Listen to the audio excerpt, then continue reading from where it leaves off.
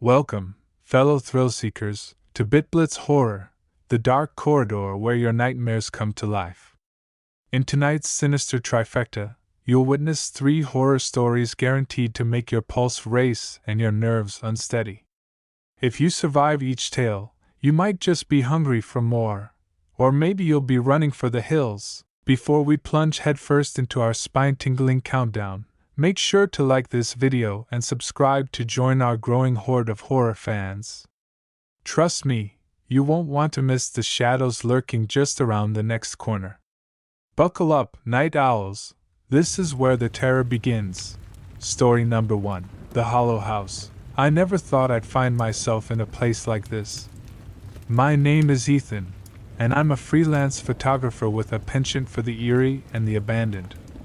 I've spent years chasing the thrill of capturing forgotten places on film, but nothing could prepare me for what happened when I stumbled upon the Hollow House. It was a chilly autumn afternoon when I first heard about it. I was sitting in my cramped apartment, scrolling through an online forum dedicated to urban exploration.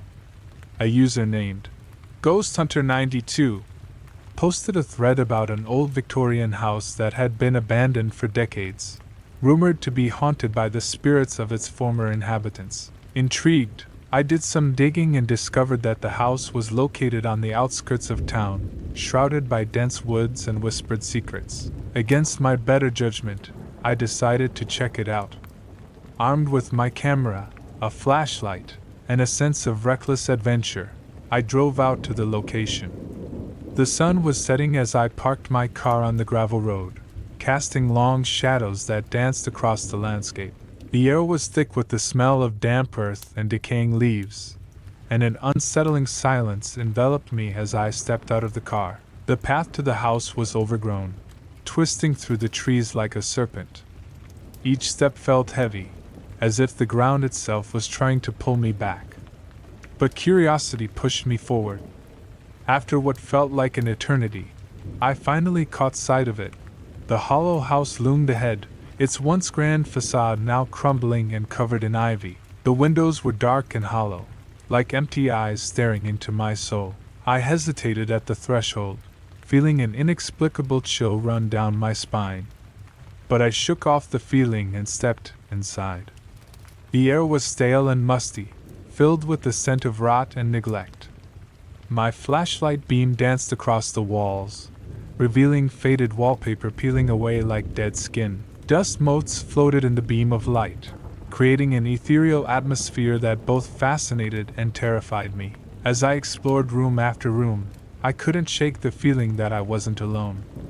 Shadows flitted at the edges of my vision, but when I turned to look, nothing was there. The floor creaked beneath my feet as if whispering secrets of those who had walked there before me. In one room, I found remnants of furniture. An old rocking chair swayed slightly as if someone had just gotten up from it. I took photos relentlessly, hoping to capture something, anything, that would convey the haunting beauty of this place.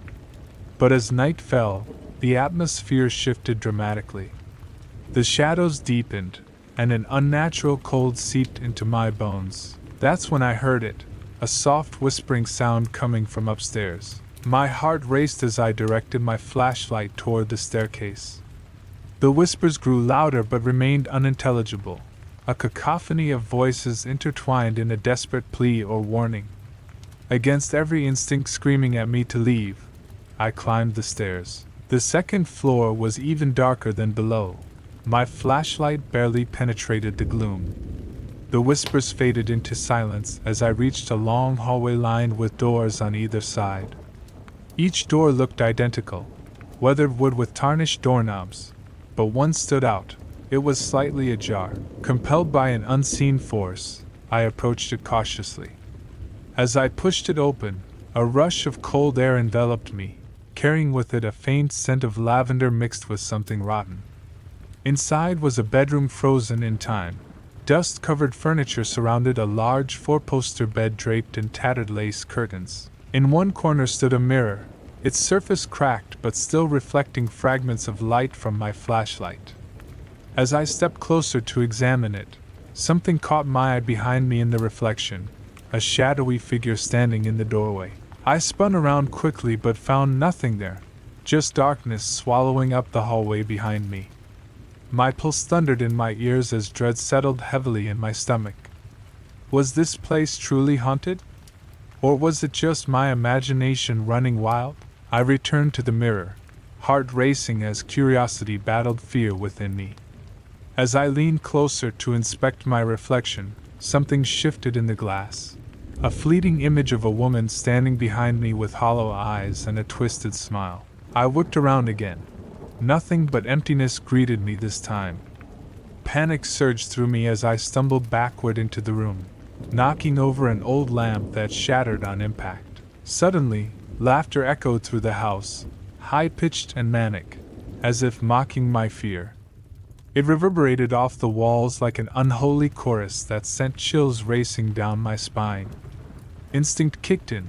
I turned and ran down the hallway toward the staircase. But as I reached for the banister to descend, something cold grasped my ankle. A hand? A tendril of darkness? My heart stopped as I looked down to see nothing but shadows swirling around my feet. Desperate to escape whatever malevolent force had taken hold of me, I yanked free and bolted down the stairs 2 at a time. The laughter followed me, growing louder and more sinister with each step. Bursting through the front door into the night air felt like emerging from underwater. Fresh oxygen filled my lungs as adrenaline surged through my veins. But freedom was short-lived. The moment I stepped outside, an overwhelming sense of dread washed over me again. The woods surrounding the house seemed alive. Trees swayed unnaturally despite there being no wind. Branches reached out like skeletal fingers trying to ensnare me once more. My instincts screamed at me to run back to my car before whatever haunted this place could catch up with me. I sprinted down that overgrown path as fast as my legs could carry me until finally reaching my vehicle parked on that lonely gravel road. Fumbling for my keys with trembling hands felt like an eternity. Every rustle in the underbrush sent waves of panic crashing over me. Finally managing to unlock my car door, I dove inside and slammed it shut behind me, locking out whatever horrors lurked just beyond reach. Heart still pounding wildly against my ribcage, I fumbled for the ignition key while glancing nervously into those dark woods where shadows seemed to swirl ominously. As soon as I turned over, the engine's roar filled my ears, a welcome sound amidst all that silence, and without hesitation pressed down on that gas pedal hard enough to send gravel flying behind me. I sped away from that cursed place without looking back, not daring to glance at those trees or their secrets hidden within shadows ever again. But even now, sitting here safely at home, I can't shake what happened that night nor what lurked within those walls waiting patiently for its next visitor. And sometimes late at night when everything is still, I swear, I can hear laughter echoing faintly through time itself, calling out for someone else, someone foolish enough, just like me. The drive home felt like a blur, my mind racing with fragmented memories of the hollow house. I could still hear that laughter echoing in my ears, taunting me, reminding me of the darkness that lurked just beyond the threshold. I tried to shake it off, convincing myself it was merely a figment of my imagination, a trick of the mind fueled by adrenaline and fear. But as I pulled into my driveway, a creeping sense of dread settled back into my bones. I parked the car and sat in silence for a moment, staring at the front door of my home. It looked so ordinary, so safe, yet that night's events loomed large in my mind. I couldn't escape the feeling that whatever I had encountered at the hollow house hadn't just stayed there. I stepped inside and locked the door behind me, instinctively checking every window and door before allowing myself to breathe a little easier. The familiar sounds of home, distant traffic, the hum of the refrigerator, felt oddly comforting, but they did little to quell the unease gnawing at me. That night, sleep eluded me. I tossed and turned in bed, haunted by visions of that shadowy figure and the laughter that echoed through my mind like a twisted lullaby. Every creak of the house made me jump. Every whisper of wind outside sent chills down my spine. Finally, as dawn broke through my curtains, exhaustion took over. I drifted into a fitful sleep filled with nightmares, images of the hollow house replaying in grotesque detail.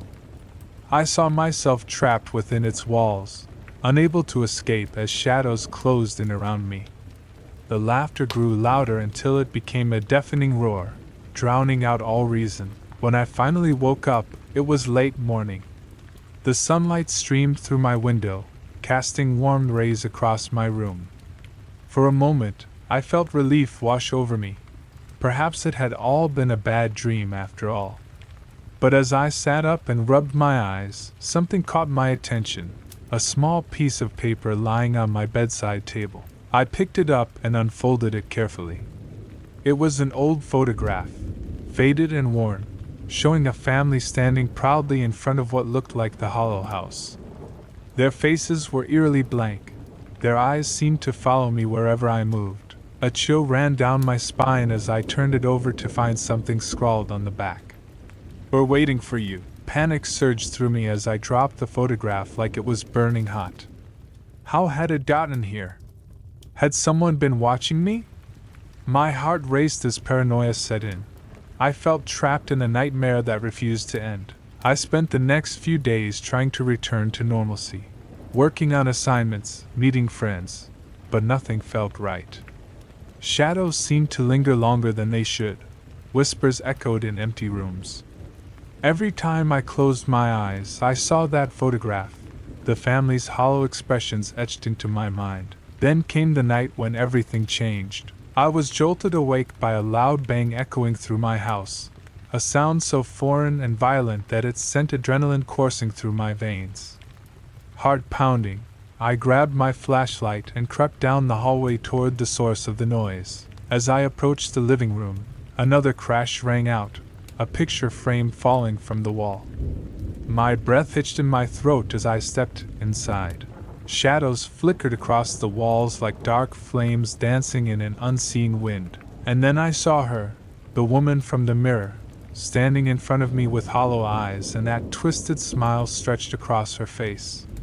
She wore a tattered dress that seemed to flow like smoke around her feet. "Welcome home," she whispered, her voice echoing with an otherworldly resonance. I stumbled backward, heart racing as panic took hold.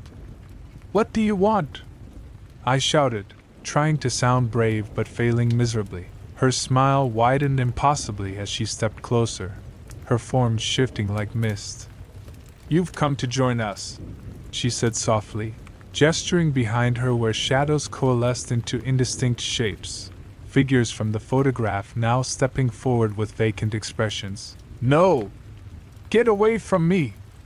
I yelled, turning on my heel and sprinting back toward the hallway. But they followed me, whispers growing louder with each frantic step as if they were feeding off my fear. The walls seemed to close in around me. Shadows reached out like claws trying to drag me back into their embrace. I raced toward the front door but found it locked tight.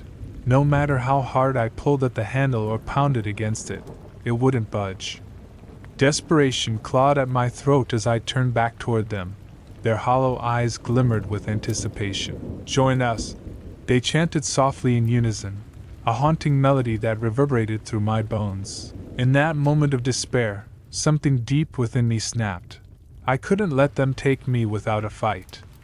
Grabbing a nearby lamp from a table, I swung it wildly at them as if it could ward off their encroaching darkness. The lamp shattered against one of them, a figure resembling a child, and for an instant, they flickered like static on an old television before vanishing into thin air.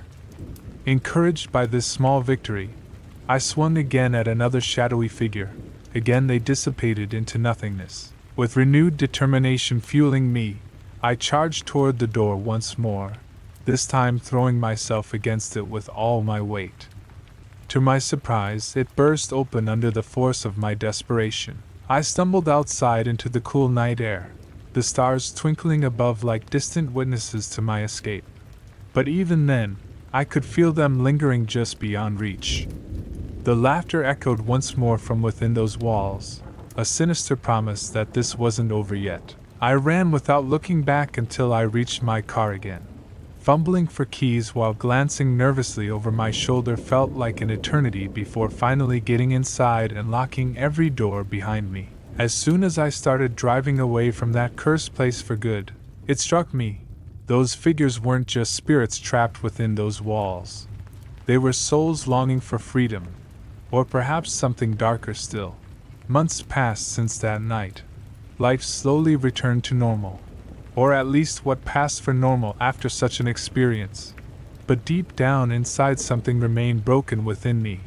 A piece forever lost among shadows waiting patiently for its chance to reclaim what was taken. And sometimes late at night when everything is still, I swear, I can hear whispers calling out from beyond, beckoning me back, reminding me there's no escaping what lies beneath. Because once you've crossed into their world, there's no way back. Only endless darkness awaiting your return. The end. Story number 2. The Living Tattoo. Chapter 1. The Inked Invitation. It was a rainy Thursday evening when I stumbled upon the small tattoo parlor tucked away on a side street. The neon sign flickered erratically, casting an eerie glow on the wet pavement. I had always been fascinated by tattoos, their permanence and artistry, but I had never mustered the courage to get one myself. That night, however, something felt different. Perhaps it was the storm brewing outside or the sense of adventure that tingled in my veins. As I stepped inside, the door creaked ominously. The interior was dimly lit, adorned with sketches of intricate designs and photographs of completed tattoos. The air was thick with the scent of antiseptic and ink.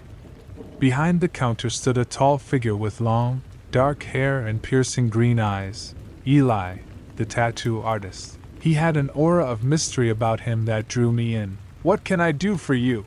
he asked, his voice smooth yet unsettling. "I want something unique," I replied, my heart racing. "Something that represents me." Eli studied me for a moment before nodding slowly. "I have just the design in mind." He motioned for me to follow him to a back room filled with various tattoo equipment.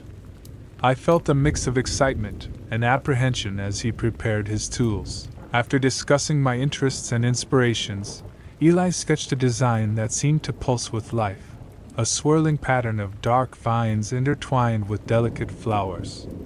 It was beautiful and haunting all at once. As he began to ink it onto my skin, I felt an odd sensation, as if the tattoo were alive beneath my flesh. "Just relax," Eli murmured as he worked. "It's going to be something special." Chapter 2. The Awakening. The tattoo took several hours to complete, and by the time Eli finished, I was exhausted but exhilarated. He wiped away the excess ink and blood, revealing my new artwork, a sprawling vine that wrapped around my forearm like a living entity. "Take care of it," Eli said cryptically. "It has a mind of its own." I chuckled nervously, brushing off his comment as an artist's eccentricity. As I left the parlor, the rain had stopped, leaving behind a fresh scent in the air. But something felt off. An itch began to spread across my skin where the tattoo lay. That night, as I lay in bed, I couldn't shake the feeling that something was wrong. The tattoo seemed to pulse against my skin, almost like a heartbeat. I tried to ignore it and fell asleep. In the early hours of the morning, I awoke suddenly to find my arm moving on its own. The tattoo writhed like a serpent, twisting and curling around my forearm. Panic surged through me as I struggled against it, but it only tightened its grip. "Stop!" I screamed into the darkness. The tattoo responded by expanding further up my arm, its dark vines creeping toward my shoulder as if trying to take control of my entire body. I could feel it pulling at my muscles and tendons, urging me to move against my will. Chapter 3. The Struggle. Days turned into weeks as I battled with the living tattoo. It became increasingly aggressive, often waking me in the middle of the night with its insistent movements. My once vibrant life began to dwindle. Social gatherings became unbearable as I struggled to hide my arm beneath long sleeves. I sought help from doctors and therapists who dismissed my claims as stress-induced hallucinations. Desperate for answers, I returned to Eli's parlor only to find it closed down, an eviction notice plastered on the door. With no leads and nowhere else to turn, I started researching tattoos online. Late one night, buried under layers of articles about ink and body art, I stumbled upon an obscure forum discussing cursed tattoos, ink that could possess its wearer or even drain their life force. A chill ran down my spine as I read about others who had experienced similar phenomena. Some had even claimed their tattoos whispered secrets, or compelled them to commit acts they would never consider otherwise. Chapter 4: The Descent. As weeks passed without any relief from the tattoo's grip on me, I noticed other strange occurrences in my life. Objects would go missing only to reappear in odd places.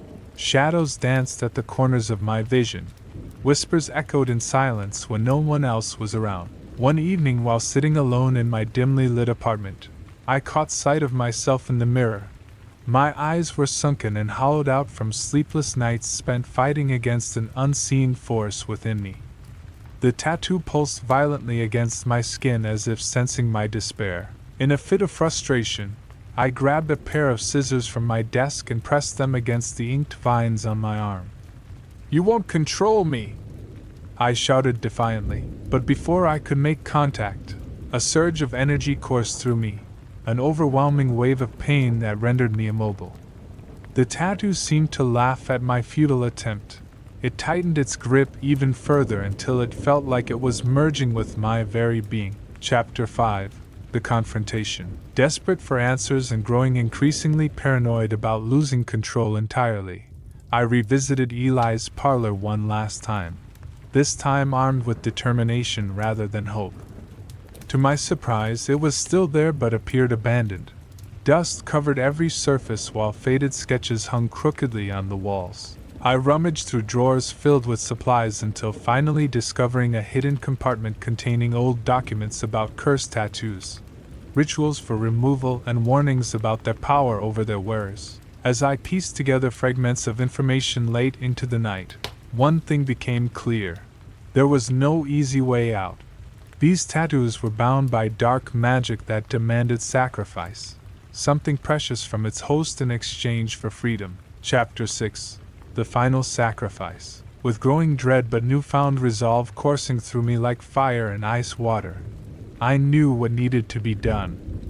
If this entity wanted control over me so desperately, then perhaps it would be willing to negotiate. But at what cost? The next day brought an eerie calmness, as if nature itself held its breath in anticipation for what was about to unfold. In front of an old mirror, a relic from Eli's studio, I prepared myself for confrontation while clutching an old dagger, the only thing that felt right against this unnatural force. "Listen!" I shouted into silence as darkness enveloped me once more.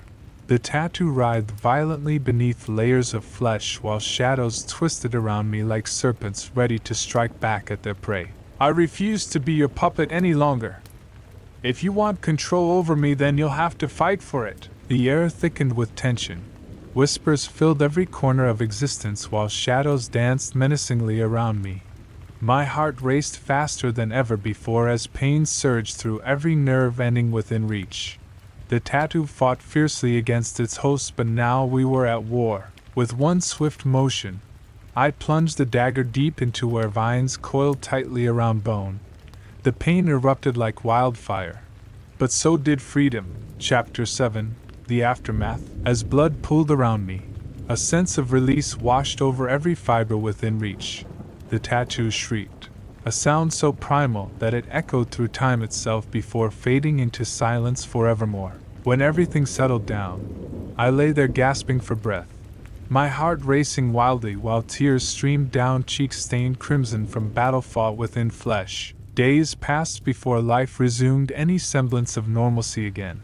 But scars remained both visible and invisible alike, a reminder etched forever across skin and soul alike. Though free from its grasp, I couldn't shake off lingering doubts about what truly happened during those dark nights spent wrestling against forces beyond comprehension. Would this darkness return?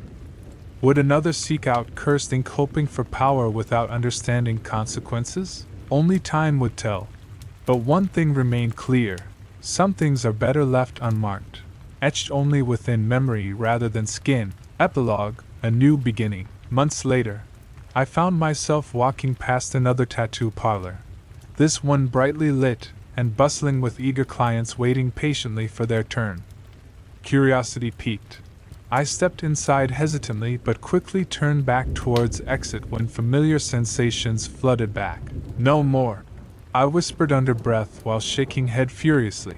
As sunlight poured through windows illuminating vibrant colors everywhere, it dawned upon me how much brighter life felt now without shadows lurking behind every corner. Perhaps some stories are meant not just for sharing, but also learning from them too. With newfound strength, I stepped outside into crisp air, feeling lighter than ever before, readying myself towards whatever adventures awaited ahead. With inkless skin and open heart, readying itself towards future unknowns. Chapter 8: The Haunting Echoes. Despite the weight of my past, life began to bloom anew. I found solace in the mundane, a job that kept me busy, friends who supported me, and a newfound appreciation for each day. Yet, the shadows of my experience lingered like ghosts in the corners of my mind. I couldn't shake the feeling that the tattoo's influence had left a mark deeper than any ink could. One evening, while sitting on my balcony, I noticed a flicker of movement in the reflection of my window. My heart raced as I turned to look, but there was nothing there, just the quiet hum of the city below. I shook off the unease and returned to my book, but the feeling persisted. It was as if I were being watched. The following week, I decided to visit a support group for individuals who had experienced trauma. Sharing my story felt cathartic, and I listened intently as others recounted their own struggles. But one woman's tale caught my attention, a story about a cursed necklace that had haunted her family for generations. She spoke of how it whispered secrets at night and compelled her to act against her will. As she spoke, a chill ran down my spine. Was this a coincidence? Were there other items out there, like my tattoo, that held dark powers? I felt an urge to warn her but hesitated. What if she thought I was crazy? After the meeting, I approached her anyway. "I know this might sound strange," I began cautiously, "but I had a similar experience with a tattoo. It felt alive and tried to take control of me." Her eyes widened with interest. "What did you do?" "I fought it," I replied, recalling the pain and desperation of that night. "But it left me with scars, both physical and emotional." She nodded knowingly. "Sometimes these things can be passed down or connected in ways we don't understand." I spent the next few days researching more about cursed objects and their origins. Each article seemed to echo the same warnings. These items were not just relics. They were vessels for dark energies that could latch on to anyone who dared to possess them. Chapter 9: The Return. Just as I was beginning to feel secure in my new routine, strange occurrences began again. Objects would shift positions in my apartment. Whispers echoed softly in empty rooms. Shadows danced just beyond my line of sight. It was as if something had awakened within me, something that had been dormant since I removed the tattoo. One night, as I lay in bed trying to sleep, I felt a familiar sensation creeping over me, the pulsing itch on my forearm where the tattoo once resided. Panic surged through me as memories flooded back. The struggle, the pain, the darkness that had threatened to consume me. I bolted upright and examined my arm. There was nothing there, no ink, no scars, just smooth skin. But deep down, I felt it, a presence lurking just beneath the surface. "Leave me alone!" I shouted into the darkness. Suddenly, the lights flickered and went out completely, plunging me into darkness. My heart raced as I fumbled for my phone to illuminate the room. As its light cut through the shadows, I saw it, a dark shape coiling around my arm like a vine. "No!" I screamed as it tightened its grip. Chapter 10: The Reckoning. Desperate for answers and determined not to let this entity reclaim control over me, I sought out Eli once more, this time armed with knowledge rather than fear. The parlor was still closed down, but rumors led me to believe he had relocated nearby. After some searching, I found him in a dimly lit shop filled with oddities. Potions lined shelves while strange artifacts hung from walls like trophies from another world. "Eli!" I called out breathlessly as he turned towards me, his expression unreadable. "You came back," he said slowly. "I need your help," I pleaded. "It's returned, the tattoo. It's alive again." Eli studied me for a moment before nodding solemnly. "You need to confront it directly." With his guidance, we prepared for a ritual meant to sever ties between host and cursed object once and for all.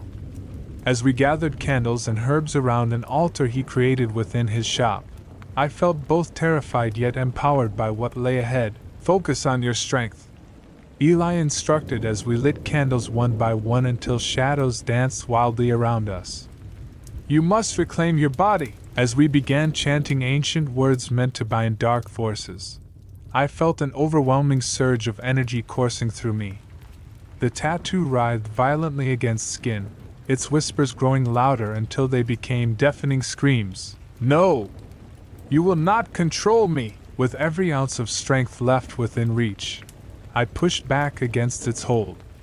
The energy swirled around us like a tempest, light clashing against darkness until finally, a blinding flash erupted from within. Chapter 11, Liberation. When everything settled down, I lay on the floor gasping for breath while Eli knelt beside me, his expression one of relief mixed with concern. "It's gone," he whispered softly while wiping sweat from brow. I glanced down at my arm. It was smooth once more. No ink remained. But even more importantly, I felt free. As days turned into weeks after that night, I began rebuilding life anew once more without fear lurking behind every corner. Those scars remained both visible and invisible alike. It no longer mattered because now they served as reminders rather than chains binding me down.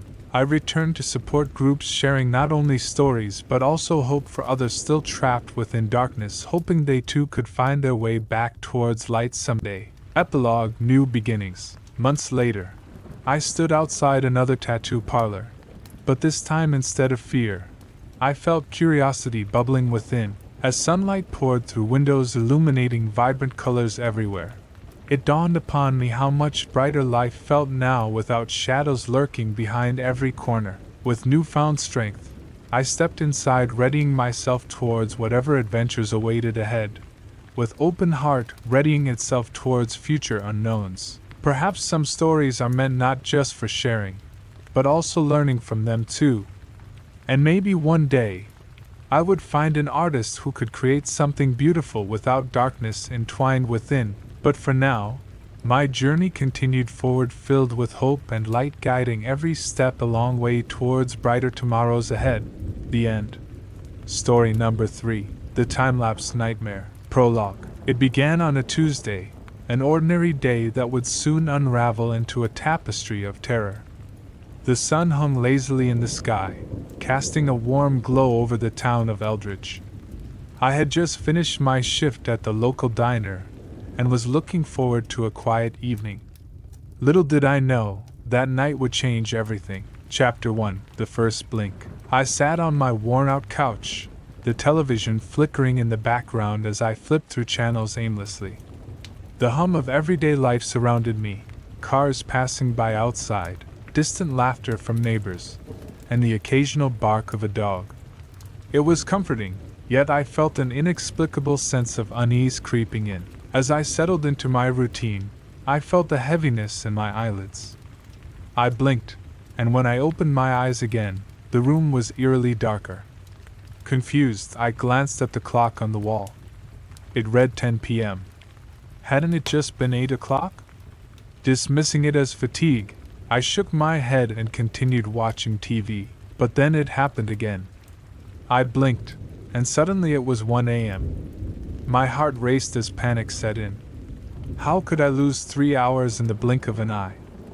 I rubbed my eyes vigorously, hoping to clear whatever fog had settled over me. But when I opened them again, it was 3 a.m. Chapter 2. The Realization. The next morning, sleep-deprived and disoriented, I stumbled into work at the diner. My coworkers greeted me with smiles, but their faces blurred together as I tried to shake off the bizarre events of the previous night. "Hey, you okay?" Mark, my friend and fellow server, asked as he poured coffee for a table of regulars. "Yeah," I replied hesitantly. "Just didn't sleep well." He raised an eyebrow but didn't press further. As the day dragged on, I couldn't shake the feeling that something was fundamentally wrong with me. Every time I blinked, time seemed to leap forward. Hours vanished like sand slipping through my fingers. That evening, determined to confront this phenomenon, I set up a series of tests at home. I placed sticky notes around my apartment with timestamps and reminders to keep track of time. Each time I blinked and opened my eyes again, the notes revealed hours had passed, always more than what felt like just a few seconds. Chapter 3: The Descent. Days turned into weeks as my life spiraled into chaos. My friends noticed my erratic behavior. They whispered behind my back about how something was off with me. But how could I explain that every blink felt like a leap into an unknown future? I began isolating myself from everyone. Friends became strangers who couldn't understand my plight. My job suffered. Customers complained about missing orders and long waits because I lost track of time while staring blankly into space. One night, desperate for answers, I turned to online forums and chat rooms dedicated to paranormal phenomena. It was there that I stumbled upon others who claimed to experience similar time lapses, people who spoke of time thieves and blink-induced horrors. The stories were chilling but offered no solutions. Chapter 4: The Confrontation. As weeks passed without relief from this nightmare, I decided to confront it head-on. Armed with nothing but sheer determination and a digital camera to document each moment, I set up camp in my living room one fateful night. I waited for darkness to envelop the room completely before closing my eyes tightly and counting down from 10. When I opened them again, it was as if reality itself had shifted. The clock read 4 a.m., a time that felt impossibly distant from where I'd started just moments before. My heart raced as shadows danced around me. They weren't just figments of imagination but tangible forms that seemed to pulse with energy. Suddenly, a whisper echoed through the room, a chilling voice that sent shivers down my spine. "You shouldn't have looked away." I spun around in terror, but there was nothing there, just darkness and silence enveloping me like a thick fog. Panic surged within me as I realized whatever was behind this nightmare was aware of me. Chapter 5: The Hunt. In the following days, fear became my constant companion. Each blink felt like an invitation for something sinister to take hold of me further, an insatiable hunger lurking just beyond the veil of consciousness. I stopped sleeping altogether. Instead, I resorted to extreme measures, caffeine-fueled nights filled with frantic pacing around my apartment, while documenting each moment meticulously on paper. But no matter how vigilant I became, time continued its relentless march forward without warning or mercy. Hours melted away like ice under the sun until one night when everything changed again. I blinked, and found myself standing in an unfamiliar place. A dark forest illuminated only by a sickly pale moonlight filtering through twisted branches overhead. The air was thick with dread as shadows flickered at the edges of my vision. "Welcome," said a voice, a low growl that resonated through the trees around me. Chapter 6: The Entity. I turned slowly towards the source of the voice. A figure emerged from behind a tree trunk, its form distorted and grotesque as if reality itself struggled to contain its essence. What are you?" My voice trembled as fear clawed at my throat. "I am what you fear most." It hissed softly, a sound that sent chills racing down my spine. "I am time." Time? Confusion clouded my mind as memories flooded back. The countless hours lost in mere moments. The feeling of being hunted by something beyond comprehension. "Yes," it replied with a sinister smile that revealed jagged teeth glistening in moonlight. "You've been careless with your gift." "What gift?" The ability to transcend time, it explained mockingly. But every gift has its price. Chapter 7, The Bargain. Desperation clawed at me as realization dawned. I had unwittingly become entangled in a bargain far beyond mortal understanding. This entity thrived on fear and chaos. My fear fueled its existence while consuming pieces of my soul each time I blinked away precious moments. "What do you want?" "Your essence," it replied simply, a statement devoid of emotion yet heavy with finality. "No! You can't take me!" The forest trembled around us as shadows writhed in anticipation.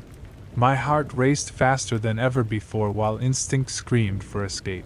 "You've already given yourself willingly," it taunted, a twisted grin stretching across its face like a predator savoring its prey's despair. Chapter 8, The Escape. With every ounce of strength left within me, I turned on my heels and ran blindly through the darkened woods, the ground beneath me shifting like quicksand as branches clawed at my skin while whispers echoed all around urging me deeper into their grasp. But something inside ignited, a flicker of defiance against this malevolent force trying to consume every part of me until nothing remained but darkness itself. I ran until breathless exhaustion threatened to pull me under, until finally breaking free from those accursed woods back into familiar territory. The streets of Eldridge bathed in dawn's early light where life resumed without hesitation despite everything that transpired within those cursed hours lost forevermore. Chapter 9, The Aftermath. Days turned into weeks once more, but this time felt different somehow, as if remnants lingered beneath surface tension waiting patiently for another chance at reclaiming what belonged solely unto them. Their hold over me weakened yet never entirely relinquished. I returned home after work one evening only to find remnants scattered across floors. The sticky notes, marked with timestamps, now replaced by something darker altogether. A message scrawled across walls in crimson ink spelling out warnings against blinking too long lest one fall prey once more. My heart sank deeper than before, realizing this nightmare would never truly end. It would always linger just beyond sight like shadows waiting patiently until darkness fell once again. Epilogue. And so here I stand now, caught between realms where reality blurs against nightmares woven intricately together. Each blink reminding me how fragile existence truly is when faced against forces beyond comprehension. Perhaps one day someone will uncover these secrets hidden within shadows, but until then, I remain forever vigilant against what lies waiting patiently beyond every fleeting moment. Chapter 10, The Vigil. Days turned into a blur of anxiety and dread. I could no longer trust the simple act of blinking. It had become a curse, a reminder of the entity that lurked just beyond my perception. The walls of my apartment felt like they were closing in, and every creak of the floorboards sent my heart racing. I had become a prisoner in my own home, shackled by fear and paranoia. I stopped going out, stopped seeing friends, and even stopped answering calls. My phone lay silent on the table, a stark reminder of the life I had abandoned. The world outside continued to spin, but I felt like a ghost haunting my own existence. One night, as I sat in the dim light of my living room, I heard it again, the whispering voice that had haunted me since that fateful encounter in the woods. It slithered through the air, wrapping around me like a cold fog. "Come play with me," it beckoned softly, a sinister invitation that sent chills down my spine. "No!" I shouted into the darkness, clenching my fists. "I won't let you take me!" But deep down, I knew that my defiance was futile. The entity thrived on fear. It fed on my despair. And as much as I wanted to resist, I felt its presence growing stronger, more insistent. Chapter 11, The Final Confrontation. That night, I made a decision. If I was to confront this nightmare once and for all, I needed to understand it better. Armed with a flashlight and an old notebook filled with scribbled thoughts and theories about time and fear, I ventured back into the woods where it all began. The moon hung high in the sky as I stepped into the forest's embrace. Each step crunching underfoot felt like an echo of my heartbeat. The trees loomed overhead like sentinels watching my every move. As I walked deeper into the woods, memories flooded back. The whispers, the shadows, all leading me toward an inevitable confrontation. "Show yourself!" I called out into the darkness, my voice trembling yet resolute. The air thickened with tension as shadows began to coalesce around me. The entity emerged from the darkness, its form shifting and swirling like smoke caught in a tempest. "You've returned," it said with that same chilling grin. "How brave of you! I'm not afraid of you anymore," I declared, though my voice wavered slightly. "Ah, but fear is what gives me strength," it replied smoothly. "You cannot escape what you have invited into your life." Chapter 12. The Bargain Revisited. "I didn't invite you. You took something from me." My anger flared as I faced this creature that had tormented me for so long. "Did I?" It tilted its head mockingly. "Or did you simply allow yourself to be consumed by your own fears? You blinked away moments that could have been filled with joy or laughter. Instead, you chose isolation." I realized then that it was right. In trying to escape this nightmare, I had allowed it to dictate my life. My fear had become my prison. "What do you want from me?" "I want your essence," it said simply. "But not just any part of you, your fear itself. Embrace it, and you will find freedom." Chapter 13. Embracing Fear. As much as I wanted to fight against its words, a part of me understood what it meant. Fear had ruled my life for too long.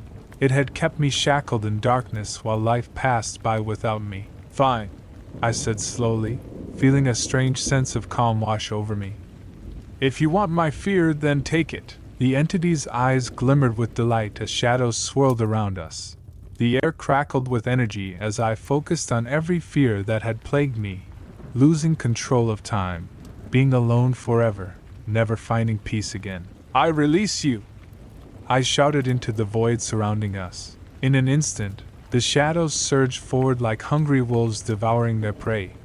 But instead of feeling pain or despair, I felt something shift within me, a lightness replacing the heaviness that had settled in my chest for so long. Chapter 14.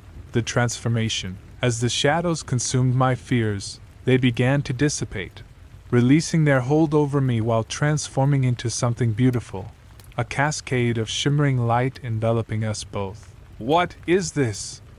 The entity hissed in disbelief as its form began to flicker and fade alongside its power over me. "This is freedom," I replied softly as warmth spread through every fiber of my being, an overwhelming sense of peace washing over me like waves crashing against shorelines long forgotten. And then it happened. The entity let out a furious scream as light engulfed everything around us, its form disintegrating into nothingness until only silence remained.